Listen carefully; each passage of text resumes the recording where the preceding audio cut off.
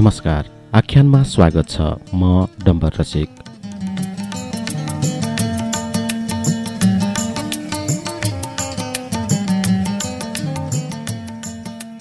Radio Melamchi Helambu FM र radio जुगलबाट शनिबार राति 8 बजे आख्यान सुन्न सक्नुहुन्छ।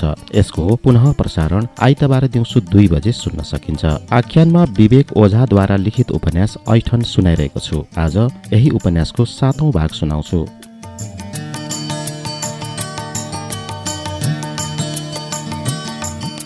अन्ततः हामी भेरी नदीको छेउछाउ पुग्यौं। हिउँदमा समेत भेरीमा पर्याप्त पानी देखिन्थ्यो। पुरै पाखो नदीको सुसेलीमा कैद थियो। दुवैतिरका पहाडहरू बीचको बगर निकै चौडा देखिन्थ्यो। निलो भेरी पल्लो पहाडतिर च्यापिएर दौडिरहेको थियो। भेरीको बगरसँगै रहेको वनमा छापामार फैलिएर बस्न थाले। थकानको सुस्केर छाड्दै हिमाल बोल्यो, यही हो भेरी नदी, ज्वानौ। ऊ कुनै नर्तक चाहिँ फनन्न 2 फन्का घुम्यो। ठिक यस्तै यो ठाउँको नाम घुमखहरे हो। उसले सबैमा ताजगी ल्याउन खोजेको थियो सायद, तर कोही हाँसेनन्। डल्ली डल्ली देखिने कमरेड मायाले हिमालको क्रियामा प्रतिक्रिया दिए। कमरेडले बिरलै मजाक गर्नुहुन्छ, त्यसमा पनि के नमिले जस्तो लाग्ने। कमरेड माया, कहिले कसो रमाइलो गरौँ सोध्छु, के बिग्रिहाल्छ। उता कमरेड शशि हुनुहुन्छ, गम्भीर कुरामा पनि हँसाउन सक्ने। हिमालले झोला बिसाएर रेडियो झिक्यो। सबैलाई सूचित गर्यो, पारी सुर्खेतमा निकै होसियार हुनुपर्छ कमरेडहरू। वीरेन्द्रनगरका दुश्मनहरू निकै चनाखा छन्। सुरुमा रेडियोले तीखो झरझर गर्यो। एन्टेना तन्काएर मिहिन ढङ्गले ट्युनर मिलाएपछि महिलाको स्वर गुन्जियो। रेडियोमा अपराह्न 4 बजेको समाचार आउँदै रहेछ। सबैले शान्त भएर समाचारमा ध्यान दिए। एकजना बेपत्ता मानिसबारे समाचार बज्यो। भक्तबहादुर केसीलाई खाना खाएर सुत्ने बेला केही काम छ भन्दै लगेका थिए। 2 दिन बितिसक्दा पनि उनी सम्पर्कमा नआएको केसीका छोरा रामगोपालले जानकारी दिएका छन्। रेडियोको थप विवरण लत्याउँदै हिमाल कड्कियो। त्यो काङ्ग्रेसको बाणलाई रुखमा बाँध्नुस् कमरेडहरू। उसले निश्चित छापामारलाई हरायो। कमरेड हुकुम, कमरेड बिहानी, यसलाई यथाशीघ्र बाँध्नुस्। आदेश पाउने हुकुम र बिहानी जुरुक्क उठे। उनीहरू अघिल्लो रात हाम्रा लागि कुरुवा बसेका छापामार रहेछन्। सँगै खाना खाँदा समेत उनीहरूको नाम थाहा भएको थिएन। भक्तबहादुर डरले काप्न थालिसकेको थियो। कमरेड हुकुम र बिहानीले भक्तबहादुरका एक पाखुरा समाते। पालै पालो लातले ठोक्दै नजिकैको रुखतिर धकेले। भक्तबहादुर जोर जोरले रुन थाल्यो। दुवै हात जोडेर पार्टीको नामै नलिने बाचा गर्न थाल्यो। एक पटकलाई माफी होस्। त्यहाँ आलाप बिलापको अर्थ थिएन। छापामारले लात्ताले ठेल्दै रुखको फेदमा बसाले। हात पछाडि लगेर रुखसँगै बाँधे अनि छातीमा पर्ने गरी डोरी कसे। केही मिनेटमा अर्को सनसनी समाचार बज्यो। हिजो बाँकीको फत्तीपुरमा आकस्मिक भिडन्तमा 2 जना छापामारको मृत्यु भएको छ। उनीहरू ठूलै संख्यामा हताहत र घाइते भएको गस्तीका कमान्डर लालवीर धामीले बताए। आर्मी नियमित गस्तीमा हिँडिरहेको समयमा उक्त घटना भएको हो। हिमालले रेडियो तत्काल बन्द गर्यो। छापामारहरू एक अर्काको अनुहार हेर्न थाले। पलभरमै त्यहाँ निराशा नाच्यो। हिमालले त्यहाँको निराशा बुझेर प्लाटुनलाई सम्बोधन गर्यो। वीर साथीहरू, शहीद हुनु मर्नु होइन, यो त नेपाल आमाको मुक्तिका लागि बलिदानी हो। नेपाल आमाको बलात्कार गर्ने गद्दारहरूको घाँटी नगिन्टिएसम्म, यो समाजको अँध्यारो नहटेसम्म हाम्रो जोसमा ग्रहण लाग्नु हुँदैन। प्रार्थना गरौँ हाम्रा शहीदहरूको शक्ति हामीमा समावेश होस्। उनीहरूका लागि 1 मिनट मौन धारण गरौँ। सबैजना आफ्नो ठाउँमा उभिए। हिमालले नाडी घडी हेर्यो र मौन धारण सुरु गर्यो। मौन धारण सकिएसँगै हिमालले कम्मरबाट खुकुरी झिक्यो अनि बन्दी प्रहरीको कठालो खिच्दै सबैको सामुन्ने उभ्यायो। बन्दीका हात अघिल्लो दिन झैँ बाँधिएकै थिए। आँखामा पट्टी पनि कायमै थियो। हिमालले उसले लगाएको ज्याकेटको चेन काट्यो सुरुमा, त्यसपछि भित्रको टी सर्ट काट्यो। कपडाका प्रत्येक कुना कुना काट्दै गयो। यसरी काट्यो कि शरीरमा जुत्ता बाहेक अर्थोक रहेन। उसलाई सर्वाङ्ग नाङ्गो बनाइयो। मैले महिला छापामारतिर हेरेँ। उनीहरूका आँखामा लाज थिएन, बरु प्रतिशोध थियो। बन्दी प्रहरीले मोटा आँसु चुपचाप चुहाइरह्यो। कुनै माफी वा कुनै शब्द खर्चेन। पट्टीको दायरा नाघेर नाकको किनारा हुँदै बगेको आँसुको धर्को देखियो, जो ओठको डेल हुँदै खस्दै थियो। तप्प तप्प। हिमालले खुकुरीको चुच्चोले उसको दायाँ छातीमा चिरा पार्यो। क लेख्न सिक्दै गरेको कुनै बालक सरह, तर हिमाल क सिक्दै गरेको बालक थिएन। न त बन्दीको छाती कुनै कापी वा सिलेट पाटी थियो, न खुकुरी कुनै सिसा कलम वा चक थियो। त्यसपछि भने बन्दीको मौनता फुट्यो। ऊ पाखो थर्किने गरी वनका चरा तरसनी गरी चिच्याइरह्यो। बेगसँग रुन थाल्यो। बन्दीको छातीबाट रगतको मूल फुट्यो। सरर बग्दै गयो रगतको धर्सो। पेट, नाइटो अनि अन्डको सम्मै। केही रगतका धर्सा तिग्रा आउँदै पैतालासम्मै बगे। प्रहरीले गुहार माग्न सुरु गर्यो। म जागिर छोडिदिन्छु कमरेडहरू, बरु म छापामार बन्न तयार छु, मलाई माफी होस्। हिमालको अघिल्तिर उसले घुँडा टेक्यो। तत्कालै म तपाईँको गुलाम बन्न तयार छु कमरेड, मलाई छोडिदिनुहोस्। मेरो सानो परिवार छ, सानी पुतली जस्ती छोरी छे। हिमालले चिरेकै ठाउँमा लात्ता बजार्यो। प्रहरी पछाडिएसँगै हिमाल मुरमुरियो। हाम्रा कमरेडहरू जो शहीद हुन्छन्, के तिनका परिवार हुँदैनन्? हिमालले डरलाग्दो आदेश दियो। हुकुम कमरेड, यसको दायाँ हत्केला काट्नुहोस्, जुन हातले हाम्रा लागि ट्रिगर खिचेको छ। आदेश पाउने बित्तिकै हुकुमले हिमालको हातबाट खुकुरी लियो। केही छापामारले उसले इसारा गर्यो। कसैले झोलाबाट डोरी निकाले र कसैले ठेल्दै परको रुखमा च्यापे। उसलाई पनि अघिल्लो बन्दीलाई चाहिँ छेउैको रुखमा बाँधे।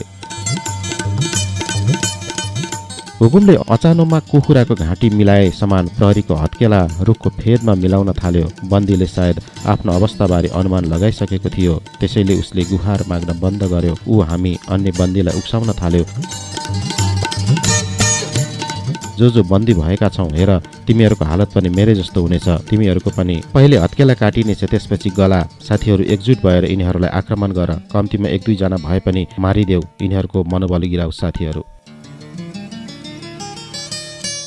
हामी बन्दीहरूले एकअर्कालाई ठुलो निहाल्यौं। हामी एकअर्काको आँसु र निरीहताको साक्षी मात्रै थियौं। प्रहरीले पीडा च्याप्दै विरूप आग्रह गर्यो, मलाई गोली हानेर मारिदियो, किस्तामा नमार। ऊ बोल्दै थियो। हुकुमले उसको मुखमा मुक्का हान्यो। त त्यति महँगो छैनस्, गोली त तेरो दलाल मालिकका लागि जोगाएका छौं।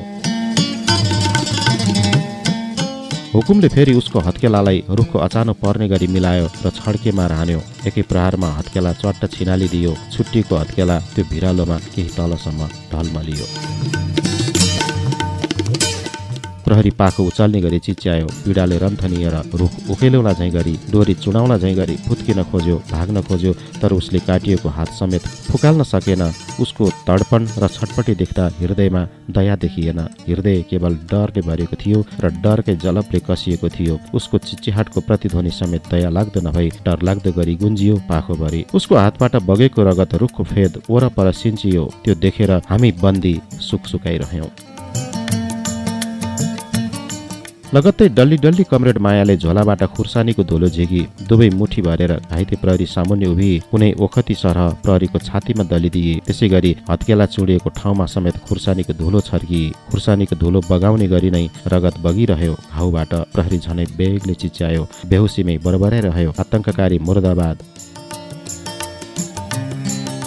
उसले चुनौती दिइरह्यो, रन्डीका छोराहरू, सक्छौ भने गोली हान, गला रेटिदेऊ। ऊ के बोलिरहेको छ उसैले थाहा थिएन। तिमीहरूको छोरी स्वास्नीसँग सुतेको छु म, मलाई गोली ठोक। बन्दी प्रहरी सुन्नै नसकिने पतित शब्द ओखल्न थाल्यो। यद्यपि छापामारहरूले उसको तडपनको मजा लिइरहे, मानौ त्यो कुनै सर्कसको चटक हो। हिमाल बेला बेला गालीले कोही उत्तेजित नहुन सल्लाह दिन्थ्यो। अगुल्टोले ठोसे झैँ हिमालले बेला बेला घाउमा बन्दुकको नाल घोच्थ्यो। प्रहरी झनै अस्तव्यस्त बोल्थ्यो, तिमीहरू राक्षस हौ, निहत्था मार्ने, अरूको घाँस खोस्ने नालायकहरू, मलाई मारिदेऊ। आतंककारी हो, लुटेराहरू, बलात्कारीहरू, जल्लादहरू, कुनै राक्षससँगको सम्भोगपछि जन्मेका मानवरूपी मोन्स्टरहरू, मलाई मारिदेऊ। त्यस अवस्थामा जोसुकै बेसुरमा गिडगिडाउँथ्यो। मन मस्तिष्कले ठाउँ छाडेपछि कसले पो शब्दको ख्याल गर्न सक्छ र? आखिरमा हिमालले पनि गाली सहन सकेन। हिमालले हुकुमको हातबाट खुकुरी लियो र उसको जिब्रो काट्ने कोसिस गर्यो। त्यो चाल पाएरै प्रहरीले दाँत बाँध्यो। केही छापामारले उसको मुखमा मुक्का हाने र बल लगाई मुख फटाए। त्यसपछि हिमालले बायाँ हातले जिब्रो थुत्यो र दायाँ हातले रेट्यो। उसको मुखबाट समेत रगतको मूल बग्न थाल्यो। त्यसपछिको पीडाको हुङ्कार झनै त्रासदीपूर्ण थियो। केही त भन्न खोजिरह्यो होला, तर बुझ्न सकिन्थेन। बन्दी प्रहरीको बेहोसीपछि निकै सन्नाटा छायो। सन्नाटालाई पलभरमै कमान्डर हिमालले तोड्यो। उसले मतर्फ हेर्यो, ओए सुराकी उठ, अब तेरो पालो। म उसै चिसो भइसकेको थिएँ। उसले मलाई लक्ष्य गरेपछि भनन्न रिङ्गटा लाग्यो। मेरो दृश्य धुमिल भयो, हातगोडा लुला भए। उठ्दै गर्दा झनै बेगले रुन थालिसकेको थिएँ। भेरीको बगरी बगर भागेर नदीमा हाम फाल्ने ख्याल नआएको होइन, तर त्यसले झनै डरलाग्दो मृत्यु निम्त्याउन सक्थ्यो। हिमालले त्यस परिस्थितिले लिएर अनौठो प्रश्न गर्यो, यसलाई मार्नु गल्ती हो? तँलाई मार्दा हामीलाई पाप लाग्छ? मैले केही बोल्न सकिनँ। टाउको दायाँ बायाँ हल्लाएँ। उसलाई इसाराले पुगेन। तँलाई यस्तै गरौँ? छिटो बोल। युद्ध र प्रेममा सबै कुरा जायज हुन्छ। काँपिरहेको स्वरले आफैलाई मार्न अनुमति दिएको थिएँ। उसको समर्थन गर्नुभन्दा पक्कै खतरनाक हुन सक्थ्यो। उसो त मैले बोलेको कथन बकवास लाग्छ, तर हताशमा बोल्दा केही छुट्याउन सकिनँ। मसँग ठिक बेठिक छुट्याउने समय पनि थिएन। त्यो कथन एक योद्धालाई मन पर्नु स्वाभाविक थियो, तर ऊ कमरेड मायातिर मुस्कुराउँदै फर्कियो। डल्ली माया पनि मुस्कुराई। मलाई यो बुझ्न गाह्रो भएन। कमान्डरलाई युद्धभन्दा प्रेमको कुराले छोएछ। मुस्कुराउँदै त्यही वाक्य दोहोर्यायो, तैँले ठिक भनिस्, प्रेम र युद्धमा हरेक कुरा जायज हुन्छ। मैले युद्ध र प्रेम भन्नु र उसले प्रेम र युद्ध भनेर वाक्य बनाउनुको मतलब उसलाई प्रेमको कुरा खास लागेको थियो र मलाई कुनै राजाले झैँ बक्सिस दियो। तँलाई ज्यान बक्सिस भयो, बस। म पहिले बसेको ठाउँतिर गएँ अनि छापामारका आफ्नै बातचित सुरु भए। म ढुक्क भएँ। तत्कालका लागि मेरो ज्यान सजाय पर धकेलियो। आखिर मैले सजाय त पाउनु नै थियो। तत्काल ढुक्क हुनुको खास अर्थ थिएन। त्यहाँबाट हिँड्ने समय नजिकैसँगै हिमालले कमरेड मायाको हातमा खुकुरी थमायो। कमरेड माया, गद्दारको सास छिन्नुहोस्, अब यो गुहार पनि माग्न सक्दैन। कमरेड मायाले आरामसँग खुकुरी समाई। कुनै अफसोस बिना, कुनै विलम्ब बिना जमिनतिर लत्रिएको टाउको आकाशतिर फर्काई अनि धारिलो खुकुरीले रेटिदिए। प्रहरीले अन्तिम पटक हुक्क गर्यो, तर चिच्याएन, तडपिएन। गलाबाट रगतको धार छाती हुँदै बग्यो। कमरेडको नाम माया र उसले गर्दन रेटेको दृश्यले मेरो हृदय रेट्यो। अनि अर्को रुखमा बाँधेको भक्तबहादुरमा ध्यान गयो। सबैको एकछिन छलफल भयो, उसलाई अगाडि लिने वा नलिने। प्रहरीको हालत देखेरै भक्तबहादुरको जीवनप्रतिको आशा ओसिएको बारुद सरह ऊर्जाहीन भइसकेको थियो। उसको सातो उडिसकेको थियो। केही मिनटको छलफलपछि हिमालले पाखोको ठूलो ढुङ्गा देखायो। कमरेडहरू, यसका दुवै खुट्टामा त्यो बजार्नुहोस्। हिमालको आदेश भुइँमा खस्न नपाउँदै बिहानी ढुङ्गातर्फ बढ्यो अनि निकै बल लगाएर ढुङ्गा उचाल्यो। त्यो 10-12 पाइला चाल्न बिहानीलाई हम्मे परेको थियो। भक्तबहादुरले गुहार माग्यो, हजुर, बरु म जोगी हुन्छु, देशै छोडिदिन्छु। एकजना कमरेडले भक्तबहादुरका दुवै खुट्टा हातले पुचुक्क कस्यो। कमरेड बिहानीले दुवै खुट्टामा पर्ने गरी त्यो भारी ढुङ्गो बजार्यो अनि भेरीको सुसेली निल्ने गरी चिर चित्कार उड्यो। उसका खुट्टा सम्भवतः घुँडा मुन्तिरबाट छुटिए। उसले ती खुट्टा चलाउन सकेन। आफ्ना अचल खुट्टा हेर्दै चिच्याइ मात्र रह्यो। भक्तबहादुरलाई त्यस्तै छाडेर सबैजना ओह्रालो लाग्यौं र बगरमा मिसियौं। बगरको कुना कुना च्यापेर निकै परसम्म पुग्दा समेत उसको चित्कार सुनिन्थ्यो। भक्तबहादुरलाई के होला, बाँधिएको ज्यान कसरी फुत्केला, वनमा कुनै जनावरले उसलाई लुस्ला, यत्तिकै बेहोसिएर मर्ला, यावत कुरा सोचिन। एक किसिमको दयाभाव बाहेक उप्रति धेरै थोक उब्जिएन। बरु त्यो समय आफ्नै ज्यान जोगिएको पेरिफेरीमा मस्तिष्क घुमिरह्यो। हिमालले घटाएका ती दुई क्रूर घटनापछि झन् मर्न डर लाग्यो। विशेष उनीहरूको हातबाट मर्न असाधारण डर पैदा भयो। मान्छेलाई जीवन कति प्यारो लाग्छ महसुस गरे। केही मिनट भेरी बगेको उल्टोतर्फ हिँड्यौं र एउटा झोलुङ्गे पुल आएपछि पारी लाग्यौं। उक्ल्यौं। पहाडको जनै जस्तो धर्के बाटो। कता कता भक्तबहादुरको चित्कार वारीसम्मै आएको भान भइरह्यो। मैले उसलाई बाँधेको ठाउँतर्फ फर्केर हेरेँ। त्यहाँको आवाज सुनिन कति सम्भव थिएन। 100% थाहा थियो त्यो कानको भ्रम हो। यद्यपि निकै पछिसम्म उसको गिडगिडाहट कानमा बज्न छाडेन। केही छापामार मुख बङ्ग्याउँदै सनसनीपूर्ण खबर सुनाउँथे। अत्यन्तै महत्त्वपूर्ण योजनाका लागि लम्किरहेका छौं कमरेडहरू। कस्तो योजना? खै, तर चुनौतीपूर्ण योजना छ रे। यकिन कसैलाई थिएन। भित्रभित्रै सुर्खेतको सदरमुकाम हान्ने हल्ला थियो। त्यो हिँडाइ र गतिविधि हेर्दा हल्लामा वास्तविकता झुल्किन्थ्यो, जसले हामी बन्दीलाई हल्लाइरहन्थ्यो। 4-5 दिनको त्यस अवधिमा केही छापामारसँग बोल्ने वातावरण बनेको थियो। बन्दीहरूले सुख दुःखका अनुभव साटासाट गरेका थियौं। प्रत्येक बन्दीसँग आफ्नै कथा व्यथा थिए।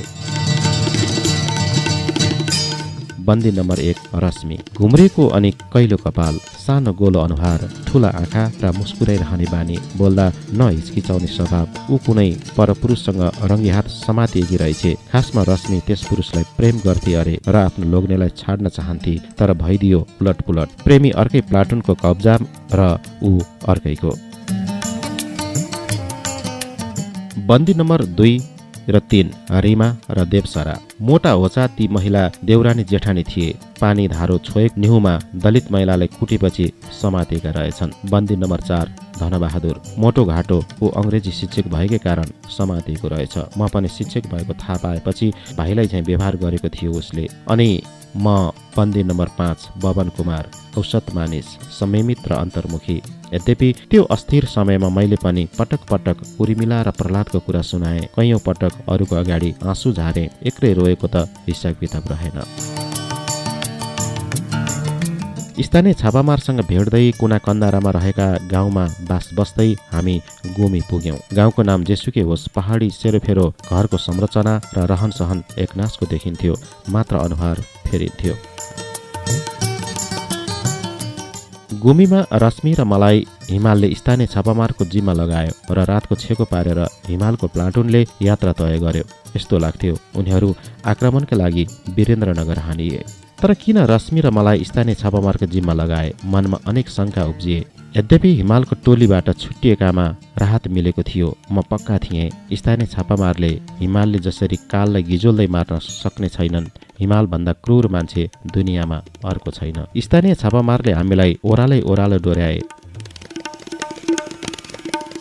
केही मिनटपछि दुईतले घरमा पुर्याइयौं। त्यहाँ बेग्लै चहल पहल देखिन्थ्यो। कोही आँगनमा खाना पकाउँदै थिए, कोही आँगनको कुना कुनामा सेन्ट्री बसेका थिए। घरको भुइँतलामा छापामार भित्र बाहिर गरिरहेका थिए। घरको माथिल्लो पिँढीमा समेत हतियारधारीकै हिँडुल देखिन्थ्यो। पुरै घर आँगन छापामारको कब्जामा देखिन्थ्यो। रश्मि र मलाई एकजना किराँती युवक सामु उभ्याइयो। उभ्याउने मध्ये एकले ब्रिफिङ गर्यो, कमरेड राकेश यिनै हुन् हिमाल कमरेडबाट जिम्मामा आएका साथीहरू। किराँती युवकले शालीन तरिकाले सुनायो, मेरो प्लाटुनमा यत्तिकै कोही मर्दैन है, अनि कि चिन्ता नगर्नुहोस्। थेप्चो नाक कोट्याउँदै थप्यो, हाम्रो नियम नतोड्दासम्म तपाईँहरू सुरक्षित हुनुहुन्छ। अनि बल्ल शङ्काहरू ओथारो बसे। तत्काललाई कुनै खतरा नरहेकामा ढुक्क भए। अर्को प्लाटुनको जिम्मा लगाइएको कुराले रश्मि पनि ढुक्क देखेकी थिए। राकेश हेर्दामा शशि र हिमाल जस्तो डरलाग्दो देखिँदैनथ्यो। कुनै दन्ते कथामा लिखित नायक जस्तो देखिन्थ्यो। अनुहार निर्दोष, गोरो र फराकिलो थियो। अनुहारको चमकले हरपल मुस्कुराइरहने जस्तो देखिन्थ्यो। दायाँपट्टि ढल्काएका तिखा कपाल र पातला दारी जुगा मेरै उमेरको हुँदो हो। सर्लक्क अग्लो ज्यान, चिम्सा आँखा र चाक्लो छाती। हाँस्दा उसका आँखा लगभग बन्द हुन्थे, यद्यपि हाँसोले उसमा सौन्दर्य थप्थ्यो। राकेशको स्वरूप जस्तै थियो बोली, तपाईँहरू नि मान्छे नै हो है। अनि पार्टीले समातिसकेपछि मैले छाड्न मिल्दैन। जोसँग जे आरोप छ म सुन्न चाहन्न, तर भाग्ने कोसिस नगर्नु है। छाडिदिनुहोस् भनेर झिजो पनि नगर्नु। माथिबाट आदेश आएपछि छाड्ने हो। झिजो गरेपछि तपाईँहरूलाई नै गाह्रो पर्ला। त्यहाँको माहौल निहाल्दै थप्यो, मेरो टोली मोज टोली हो खास। गाउँ नाचौँ, सब फ्री छ। 1 इन्च अप्ठ्यारो नमान्दा हुन्छ। आज पनि दोहोरी खेल्छौँ। सक्छ भने 1-2 टुक्का सिकाउनुहोस् है कमरेडहरू।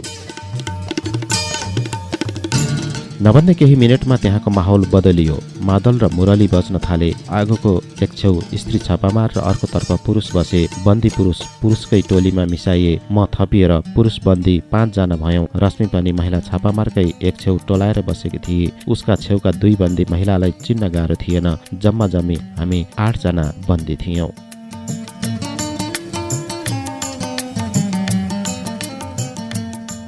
रेडियो मेलम्ची, हेलम्बु एफएम र रेडियो जुगलबाट आख्यान सुन्दै हुनुहुन्छ। विवेक ओझाद्वारा लिखित उपन्यास ऐठनको 7औं भाग सुनाइरहेको छु।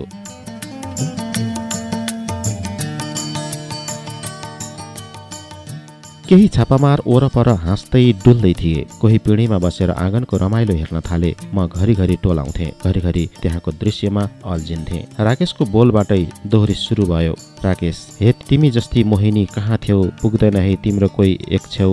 गुमीको यो घर उषाले देखेर जागे भइरहर। उषा, हे छन त छ त्यो मुहार उज्यालो। थाहा छ मलाई बानीको भड्कालो। गुमीको यो घर राकेशले देखेर लाग्यो मलाई डर।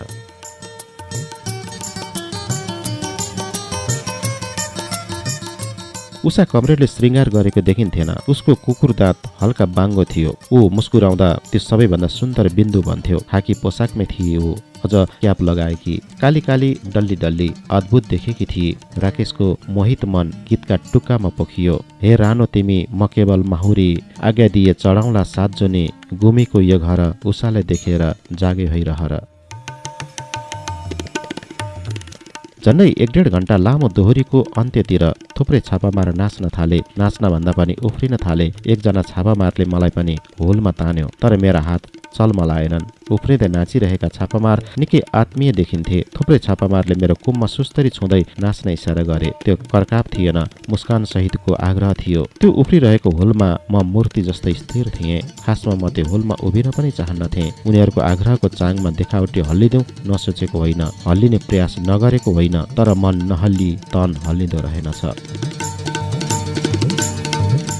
दोहोरी सकिँदासम्म गीतले अर्कै विषय समातेको थियो। थुप्रै स्थानीय मानिस जम्मा भइसकेका थिए। पहिले हामी क्रान्तिलाई पार लगाऊँ, जनताका दिनहरू बदलौँ, गुमीको यो घर गाउँघर देखेर जागे भइरहर। बल्ल गर्यौ मनको चाहना, पुरा गरौँ गरिबका सपना, गुमीको यो घर जनतालाई देखेर जागे भइरहर। दोहोरी सकिएसँगै स्थानीयले गायक गायिकालाई पैसा दिए। कतिले गायकीको प्रशंसा गरे। त्यो दृश्य निकै अनौठो देखिन्थ्यो। त्यस्तै 12-1 बजीतिर बन्दीलाई माथिल्लो तलाको एउटा कोठामा सुत्न दिइयो। भुइँमा बाक्लो गरी पराल ओछ्याएको थियो। परालमाथि पातलो कपडा र ओढ्ने कम्बल थियो। बन्दी भइसकेपछिको सबैभन्दा सजिलो बिछौना थियो त्यो। यद्यपि निद लागेन। पीडाका अनेक पत्र केलाउँदै थिएँ। जब जब आफ्नो बारे शान्तसँग सोच्थे, मलाई बितिरहेको समयमाथि शङ्का लाग्थ्यो। आफ्ना दिन पत्याउन मसँग हृदय थिएन। कता कता सपनाको संसारमा भौतारिरहेको प्रतीत हुन्थ्यो, तर मसँग त्यो अनुभूति बाहेकको अर्को विकल्प थिएन। खस्रा खुस्रुको आवाजले मेरो मनोभाव भङ्ग गर्यो। आँखा उघारे, आवाज आएतिर टाउको मोडे। रश्मि सुतेको ठाउँनिर कोही टुसुक्क बसेको थियो। अँध्यारोमा केवल कालो आकृति महसुस गर्न सकिन्थ्यो र म पक्का थिएँ त्यो कुनै पुरुषको आकृति हो। रश्मि सासे आवाजमा फुसफुसाई, सबैले थाहा पाउँछन् नाइ। थाहा पाउनेको कान काटौँला। पुरुष छाया निकै मसिनो गरी बोल्यो। मैले थप आफ्ना कान चनाखा पारेँ। रश्मि उसै गरी फुसफुसाई, तिमीहरूको डर लाग्छ, मन पनि थिर छैन। त्यसपछि त्यो छाया केही बोलेन। त्यो पुरुष आकृतिले रश्मिलाई जुरुक्क उचाल्यो र काँधमा राख्यो। कोठाबाट माथि बुइगलमा जाने पातलो लिस्नु चढ्यो। एक मनले शङ्का गर्यो रश्मिलाई भोक छ, अर्को मनले थप्यो त्यसपछि मार्छ, निद झन् के लाग्थ्यो। बारम्बार आँखा लिस्नुतिर गइरहे, कान बुइगलमा चप्किरहे। बुइगलको कमजोर काठले चुई चुई आवाज निकालिरह्यो। पुरुषको मसिनो स्वर अनि महिलाको उत्तेजना सबका सब सुनिरहे। कतिखेर उनीहरूको खासखुस लिस्नु हुँदै ओर्लिन्थ्यो, कतिखेर रश्मिको सुक्क सुक्क, कतिखेर खितखित हाँसो, भावको थरीथरी उहापोह चलिरह्यो। बिहानको भाले बासेपछि लिस्नुबाट छाया ओर्लियो सुस्तरी। निकै जोर लगाई हेरे। स्त्री छाया थियो त्यो, अझ भनौ ऊ रश्मि नै थिए जो पुरानै ठाउँमा सुते चुपचाप। त्यसपछि पनि आँखा लिस्नमा गइरहे, लागिरह्यो माथिबाट कोही फेरि झर्नेछ र फेरि रश्मिलाई टिपेर लैजानेछ। बिहानको नित्य कर्मपछि कमान्डर राकेशले सबैलाई आँगनमा जम्मा गर्यो। सुरुमा सामान्य जानकारी दियो, आज साँझबाट हाम्रो यात्रा सुरु हुन सक्छ। सबैले आफ्ना झोला चेक गर्नुहोस्, सामान जम्मा पार्नुहोस्, नयाँ कमरेडहरू पुराना कमरेडहरूसँग सल्लाह लिनुहोस्, बन्दी साथीहरू सकभर रमाउने कोसिस गर्नुहोस्, मसँग हुँदासम्म केही हुने छैन। त्यही क्रममा राकेशको चोर नजर रश्मितिर दौडियो। उसका ओठले उन्मुक्त मुस्कान च्याप्न खोजे। ढोकाको चेप हुँदै उज्यालो कोठामा पसे जस्तै मुस्कानको उज्यालो ओठको चेप हुँदै बाहिरियो। त्यो राकेशलाई नै ख्याल थिएन। राकेशले त्यहाँ अनपेक्षित सूचना सुनायो। माथिको आदेश बमोजिम रश्मिजीको कारबाही पूरा भएको छ। उहाँ यतैबाट फर्किन चाहे फर्किन सक्नुहुन्छ, अथवा हाम्रो महान क्रान्तिका लागि बन्दुक उठाउन सक्नुहुनेछ। एक्लै फर्किन गाह्रो भए टोली बनाएर पुर्याउने व्यवस्था समेत हुनेछ। राकेशले रश्मिलाई आफ्ना कुरा राख्न इसारा गर्यो। रश्मि ढुक्क देखेकी थिए। उसले भिड निहाल्दै सम्बोधन गरी, मैले यहाँ अनुशासन सिक्न पाएँ, गल्तीको प्रायश्चित गरेँ। न मेरो कसैसँग कुनै गुनासो छ, न म क्रान्ति जस्तो महान कार्यमा होमिन सक्छु। त्यसैले सबै सम्झना सँगाल्दै मलाई बिदा दिनुहोस् अनि म एक्लै जान सक्छु। कमरेडहरू, कामना गर्छु तपाईँहरूको सपना पुरा होस्। धन्यवाद। लाल सलाम। ताली बज्यो पर अनि कुनै विलम्ब नगरी रश्मि विदाईका हात मिलाउन थाली। त्यो सब हेर्दा रश्मिलाई आफ्नो मुक्ति पूर्व जानकारी भएको प्रतीत हुन्थ्यो। उसले राकेशसँग अन्त्यमा हात मिलाई राकेशले रातो टीका लगाएर उसलाई विदा गर्यो। त्यो समय सर्लक्क बग्न आँटेको आँसुलाई रश्मिले तुरुन्तै पुछी। सायद मुक्तिको आँसु थियो त्यो। गर्दन तन्काई तन्काई रश्मि हिँडेको बाटो हेरिरहे। ऊ सँगसँगै मुक्त हुने मेरो रहर पनि टुकु टुकु हिँड्दै गयो। रश्मि तल ओह्रालोबाट झरेर अलाप भई, तर मेरो रहर हराएन। बरु राकेशले मलाई पनि मुक्त गर्ने मिठो आशा उदायो।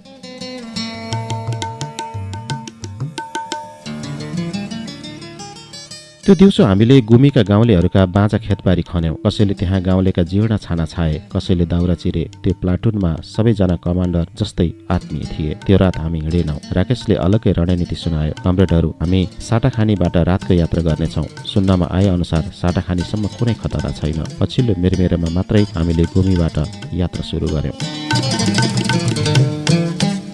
समय कट्दै गर्दा थाहा भयो राकेश बेग्लैमा पनि बेग्लै रहेछ। भन्थ्यो, मलाई उदास जीवन र उदासी कहानी मन पर्दैन। जीवन भन्नु नै उदासी र आँसु हो। कोसँग हुँदैन पीडाको समुद्र। रुख समेत शिशिरमा उजाडिन्छ। मानिसले त पलभरमा चारै ऋतु बाँच्नुपर्छ। तर मलाई मेरै आँसुमा डुब्नु छैन। कसैका आँसुका कथा सुन्नु पनि छैन। कसैसँग छ भने सुनाओ मज्जाका किस्सा अनि चुड्किलाहरू। कोही आफ्नो प्रेमका किस्सा सुनाउँथे, कोही बचपनका बदमासी उकल्थे। बाटोमा आराम गर्नुपर्ने समयमा केटाहरू अलग्गै झुण्डमा बस्थे। राकेश त्यहाँ आइहाल्थ्यो र सुनाइहाल्थ्यो अश्लील चुड्किला।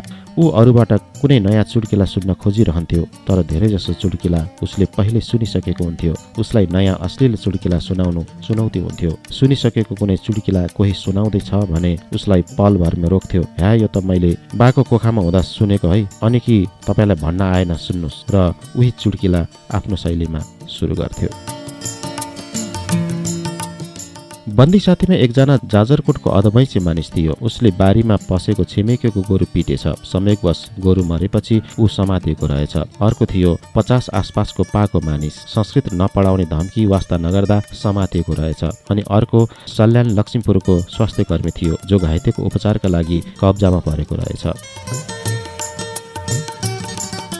सबैभन्दा अनौठो मानिस थियो गोकुल। ऊ रुकुमबाट समातिएको थियो। 34-35 वर्षको देखिन्थ्यो। दुब्लो र होचो, छरितो र निडर। भन्थ्यो, दे मर्नु छ भने देउताले पनि बचाउन सक्दैन। प्राय गुनगुन गरिरहन्थ्यो। छापामारकै सामुन्ने घुमाउरो शैलीमा उनीहरूलाई गाली गर्थ्यो। छापामार मेसो पाए गालीलाई पलभरमै चुड्किलामा बदल्थ्यो। छापामारले उसको नाम नै साइको राखेका थिए। ऊ हिमालको प्लाटुनमा हुँदो हो त बन्दी पुलिसको मृत्युभन्दा पनि डरलाग्दो गरी भेरी किनारमा मारिन सक्थ्यो।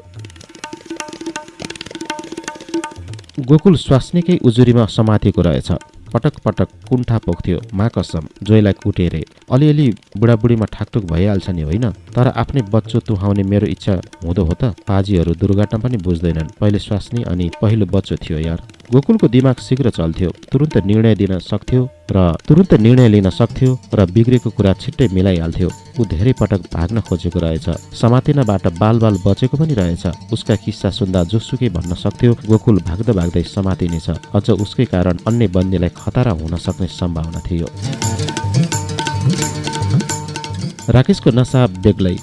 ऊ छापामार भन्दा ज्यादा दोहोरी गायक थियो। कतिसम्म भने जङ्गलमा भेटिने घँसेहरूसँग पनि दोहोरी मच्चाइहाल्थ्यो। कति राम्रो छ नि यो रणवन, घाँस काट्दै नफाला जोबन, काफलकोट पाखैमा बसिदेउन एक फेर निर्माया मेरा यी आँखैमा। घँसेरहरू पनि कम हुँदैनथे। कहु कुन्नी के सोध्छ के मन छ, जोबन हो यो राखे नि पोखिन्छ। काफलकोट पाखैमा सानो छ है बैगुनी त्यो आँखा अटाम्न आँखैमा। गाउँ उपगाउँ, उकालो ओह्रालो, पाखो वन, खोला खोल्सा, राकेश प्रत्येक ठाउँमा असहायलाई सकेको सहयोग गर्न तल्लीन हुन्थ्यो। खेत जोत्नु, बारी खन्नु, घर मर्मत गरिदिनु, घाँस दाउरा काट्नु, बोक्नु आदि टोलीको जिम्मेवारी थियो। जसले जसको काम गर्छ उसैको घरमा खाना खानु पर्थ्यो। राकेश भनिरहन्थ्यो, सित्तैमा कसैको खाना हुन्न। हामीले खाएको घाँस हामीले कमाएको होस्, त्यसले गाउँलेको चित्त दुख्ने छैन, हामीलाई समेत ग्लानि हुने छैन। राकेश प्रत्येक साँझ ठाउँ अनुसारको भाका उठाउँथ्यो। स्थानीय मानिससँग जोडिने उसको तरिका गजबको थियो। कुन ठाउँमा कति बस्ने भन्ने यकिन हुन्न थियो। उसको टोलीमा बन्दीलाई भेदभाव थिएन। हाम्रा लागि पनि छापामार झैँ झोला र लत्ता कपडाको व्यवस्था थियो। खानपान र रहन सहन टोलीका सदस्य बराबर थियो। राकेशको टोलीसँग झन्डै 40-45 दिन बितिसकेको थियो। साटा खाने पुग्दासम्म आफैलाई कता कता छापामार जस्तो महसुस हुन थालेको थियो। त्यो आत्मीयताका कारण 2 पटक राकेशलाई आफूलाई फुकुवा गर्न आग्रह गरेको थिएँ। पहिलो पटक सुनेर नसुने झैँ गरिदियो। दोस्रो पटकमा उक्त कुरा दोहोर्याए मलाई बन्दीको व्यवहार गर्न बाध्य हुने बतायो। त्यसपछि मैले उचित समय कोर्नुको विकल्प देखिन। टोलीबाट मलाई बन्दीको व्यवहार बलै गरी निम्त्याउनु बुद्धिमत्ता पनि हुन्न थियो। साटाखानीमा सुनेको दोहोरी अन्तिम बन्यो। यो भाकामा गीत छैन, मुटु छ, यो मुटुले तिमी तिमी भन्छ, आहा यो साटाखानी, मनको कुरा भन हे गीतबाटै माया छ 8 धार्ने। उषा, आजसम्म मुटुलाई गीत देख्यौ, भन मेरो मुटु चाहिँ कहाँ फ्याँक्यौ, आहा यो साटाखानी, मनको कुरा भन्या छु गीतबाटै, गीत मात्रै नठाने। त्यो साँझ कमरेड उषा निकै खुलेकी देखिन्थे। हाउभाउमा प्रेमको रङ झुल्किन्थ्यो। मैले त्यो सेरोफेरोमा धेरै पटक मेरी उर्मिलालाई सम्झिएँ। बिहे पूजामा उर्मिलाको गाउँ गएर धेरै पटक दोहोरी सुनेको थिएँ। मेरी उर्मिला, ओहो ऊ पनि त कति मिठो भाका हाल्थे। अरूसँगै दोहोरी गरिरहेको भए पनि गीतमा मलाई नै घोचिरहन्थे। राति 2 पटक पिसा फेर्न निस्किएँ। 2 पटक घरको कौसीमा उषा र राकेशलाई गफिँदै गरेको देखेँ। त्यतिका 40-45 दिनमा त्यसरी गफिँदै गरेको देखेको थिएन। पश्चिमी आकाशको आधा जुन हेर्दै थिए उनीहरू। सेन्ट्री बसेको कमरेडलाई सोधे, उनीहरू अब बिहे गर्छन् होला है? राकेश कमरेड जहाँ तरुणीको लाइन त्यहाँ। यो पटक चाहिँ राकेश कमरेडलाई भुत्तुकै भएको देखेँ। हो, यो पटक राकेश साँच्चै भुत्तुकै भएको थियो। पहिले थाहा थियो गोकुलले केही न केही उपद्रो गर्नेछ, तर त्यस्तो अप्रत्याशित कल्पना गरेको थिएन। हामी भुइँ तलाको पिँढीमा थियौँ। पिँढीको खाँबोमा एकजना छापामार अडेस लागेर आराम गरिरहेको थियो। उसले सुरुमा छापामारसँगै सुर्ती माग्यो र ओठमा च्याप्यो। म पिँढीको अर्को कुनामा थिएँ। उसको हरकतमा आँखा गइरहेका थिए। गोकुल नजिकै रहेको छापामार अनिदुले झ्याप्प झ्याप्प गरिरहेको थियो। केही छापामार आँगनमा गफिँदै थिए, कोही वरपर छरिएका हुँदा हुन्। गोकुलले आँखा लागिरहेको छापामारको कम्मरबाट पिस्तोल चोर्न खोजिरहेको थियो। हेर्दा हेर्दै उसले 7 पटक छापामारको कम्मरसम्म हात पुर्याएको थियो, तर उचित तालमेल मिलिरहेको थिएन। 8औं पटकमा ऊ पिस्तोल निकाल्न सफल भयो। पिस्तोल सट्ट आफ्ना खुट्टा बीच लुकायो। झट्ट आँगनको डिलका छापामारतिर हेर्यो। कसैले चाल पाएका थिएनन्। मतिर पनि हेर्यो र सामान्य किसिमले मुस्कुरायो।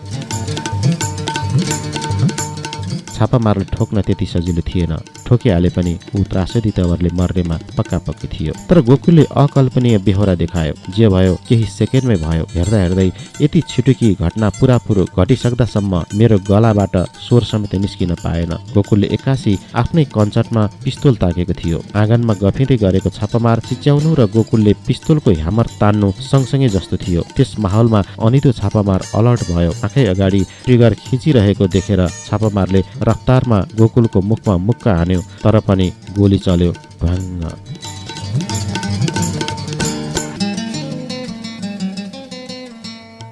बन्दुक एकातिर र गोकुल अर्को छेउ ढल्यो। गोकुल कञ्चट च्यापेर छटपटाउन थाल्यो। जोर जोरले चिच्याउन थाल्यो, अय्या अत्था अत्था अय्या। उसको औँलाको चेप चेप हुँदै रगत चुहिँदै थियो। छापामारले सुरुमा आफ्नो पिस्तोल उठायो। त्यसपछि गोकुलको हात टाउकोबाट हटाएर गोली लागेको ठाउँ हेर्यो। छापामारले गोकुलको ढाडमा 3 लात थप्यो। बानको कान उड्यो। छापामारले हानेको मुक्काले गोकुलको तालमेल बिग्रेछ। मुक्का केवल 1 सेकेन्ड ढिलो हानेको हुँदो हो। गोकुलको निशाना खलबलिने थिएन र पिँढीमा रगतको साटो उसको गिदी पोखिने थियो। ओहो, जीवन र मृत्युलाई त्यो 1 सेकेन्डले पारी पारी छुट्याइदिएको थियो। त्यहाँ सम्पूर्ण प्लाटुन जम्मा भयो। सुरुमा राकेशले बन्दी पारिएको स्वास्थ्य कर्मचारीलाई उपचार गर्न लगायो। स्वास्थ्य कर्मचारीले कान छोपिने गरी टाउकोमा पट्टी बाँध्यो र 2 थरी इन्जेक्सन पनि दियो। जसको कम्मरबाट गोकुलले पिस्तोल निकालेको थियो त्यस छापामारले सबैसामु माफी माग्यो। तर राकेशले तत्कालै कारबाही स्वरूप उसको पिस्तोल खोस्यो र उसलाई केवल 1 खोकुरी उपलब्ध गरायो। पहिलो पटक राकेशको टोलीमा खैलाबैला मचिएको थियो। अब के हुन्छ म खुबै डराएको थिएँ। त्यो साँझ पहिलो पटक दोहोरी भएन। कुनै बन्दीको कारबाहीका लागि पहिलो पटक बैठक बस्यो। कसैले गोकुललाई गोली ठोक्नुपर्छ भने, कसैले चिरा चिरा पारेर मार्ने राय राखे, कसैले 1 पटक माफी दियौँ भने। गोकुल साँच्चै निकै उदास देखिन्थ्यो। एकैछिन राकेशले उसको हुलिया हेर्यो, मुस्कुराउँदै सुनायो, गोकुल कमरेड, तपाईँ मरिसक्नुभयो। जब गोली चल्यो त्यो बेलै मरिसक्नुभयो। सास फेर्नु मात्रै बचाइ होइन, हृदयदेखि मरिसकेको मानिसलाई हामी मार्दैनौँ। आफ्नै नजरमा मरिसकेको मान्छेलाई हामी मार्दैनौँ है। तपाईँलाई बाँचेकै महसुस छ भने अबको यो अर्को जुनी हो। त्यसपछि राकेशले आफ्ना योद्धाहरूतिर नजर घुमायो। कमरेडहरू, जो आफैलाई मार्न चाहन्छ त्यसलाई किन मार्नु? त्यो त त्यसै पनि हाम्रा लागि जिउँदो रहेन। भिडमा गाईगुई सुरु भयो। राकेशको निर्णयले गोकुलको अनुहारको हाउभावमा कुनै परिवर्तन आएन। अन्य सहयोद्धाको गाईगुई एक किसिमको असन्तुष्टि हुन सक्थ्यो। सबैको चित्त बुझाउने किसिमले राकेशले अन्तिम निर्णय सुनायो। एउटै प्लाटुनसँग धेरै समय बिताए आत्मीयता बढ्छ, हाम्रा कमजोरी बाहिरिन्छन्। यहाँ त्यही भएको हो। अर्को प्लाटुन भेटिएसँगै पूर्ण विवरणसहित केही बन्दीलाई जिम्मा लगाइनेछ। केही छापामारले त्यस निर्णयमा खुलेरै समर्थन जनाए र बैठक रफादफा भयो। त्यही मध्यरातमा हामीले साटाखानी छाड्यौं। राकेशले यात्रा गर्नु पूर्व सुनायो, हामी खासमा निशाचर हौं। हाम्रो वास्तविकता रातमा झुल्किन्छ। कमरेडहरू, आफैलाई शारीरिक एवं मानसिक रूपमा तयार पार्नुहोस्। जति बेला पनि हाम्रा बन्दुक हाँस्न सक्छन्, जुनसुकै बेला हाम्रो छाती ताकिन सक्छ। सबैजना उही अन्यल साथ हिँड्यौं। कता जाँदैछौँ, के हुनेवाला छ, त्यहाँका छापामारलाई समेत थाहा थिएन। होलमा खासखुस थियो, उही खासखुस सुर्खेतको सदरमुकाम हान्ने खासखुस। त्यो साँचो थियो कि झुट हेर्न बाँकी थियो। तर भिडन्तको कल्पनाले मात्रै मनमुटु हिउँ बन्थ्यो। खुट्टामा जन्जिर बाँधिन्थ्यो। कैयौं पटक सुनेका थियौं, ठुला युद्धमा हामी जस्तै बन्दीलाई सबैभन्दा अगाडि खटाइन्छ र हाम्रो पिठ्यूमा लुकेर बमबारी गरिन्छ। हेर्नु थियो युद्धको अनुहार।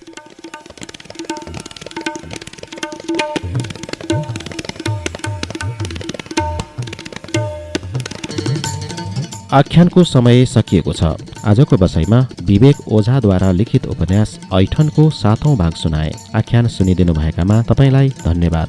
अर्को हप्ता यही उपन्यासलाई निरन्तरता दिनेछु। अहिले भने म डम्बर रसिक बिदा हुन्छु।